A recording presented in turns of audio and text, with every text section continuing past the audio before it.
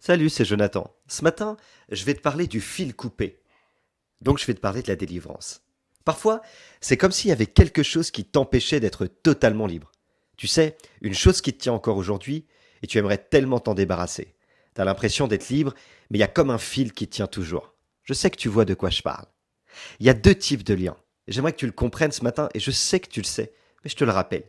Il y a les liens que l'on voit, comme la cigarette, l'alcool, les dépendances visibles. Mais il y a aussi les liens que certains cachent. Quoi qu'il en soit, l'un comme l'autre, tu as besoin d'en être débarrassé s'ils te tiennent. Je sais que c'est pas toujours simple, mais je sais aussi que c'est toujours possible.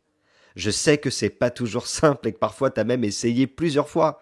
Mais je crois qu'aujourd'hui, si tu te positionnes, et si tu le veux réellement, et si tu le crois réellement, tu peux vivre une véritable délivrance. La Bible dit dans Ésaïe chapitre 61 verset 10, oui, il me sauve et me couvre de son salut comme d'une tunique. Il m'enveloppe de sa victoire comme d'un vêtement. Avec Dieu, rien n'est impossible. Tu sais, un jour on discutait à table avec une de mes cousines, et il y avait encore la cigarette dans sa vie. Pourtant elle était chrétienne, elle aimait Dieu, et tout portait à croire qu'elle était libre. Mais il restait encore une chose, la cigarette. Et cette chose-là l'empêchait d'être totalement libre. Je me rappelle que ce jour-là, on discutait ensemble, et je lui ai dit, tu sais quoi, prends ta main, et regarde ma main. Et on était l'un et l'autre à un bout et à l'autre bout de la table. Et on avait nos mains comme ça, l'une en face de l'autre. Et je dis, c'est comme s'il y avait un fil invisible. Tu le vois?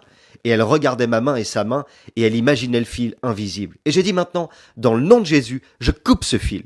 Et lorsque j'ai proclamé que ce fil était coupé, à l'instant même, quelque chose s'est produit dans l'invisible, qui s'est répercuté dans le visible, elle a été totalement libérée.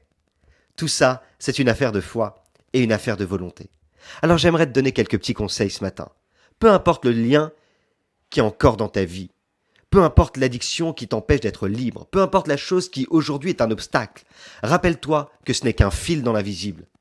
Ta foi peut tout changer. Aujourd'hui, tu peux le couper. Ne dis pas que cette histoire c'est bien que pour les autres, mais pas pour toi. Écoute, un fil reste un fil. Il suffit de le croire, de le proclamer, pour qu'il soit définitivement coupé.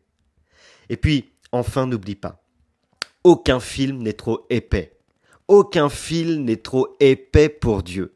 Quel que soit le fil qui tient ta vie, le lien qui t'empêche d'être libre, Dieu est capable de le couper et de te rendre totalement libre si tu le veux. Je crois que quelle que soit la délivrance, le besoin ou le lien qui doit être coupé, tout ceci est à ta portée si tu le crois. Et n'oublie pas, Dieu a mis son potentiel en toi.